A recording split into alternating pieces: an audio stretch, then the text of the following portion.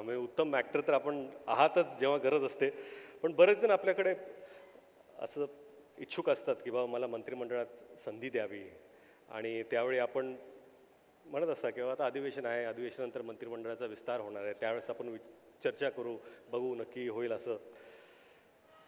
ही जेव्हा इच्छुक मंडळी परत आपल्याला भेटते तेव्हा आपला अभिनय कसा असतो? असं आहे की तुम्हाला सांगतो मी, ज्यावेळी मंत्रिमंडळाच्या संदर्भात सुरुवातीला आमचा विस्तार झाला, अनेक लोक येत होते, त्यावेळी मला या सगळ्या प्रकरणाची गुरुकिल्ली एका पत्रकाराने सांगितली. ते म्हणाले की स्वर्गीय विलासरावजी देशमुख जे होते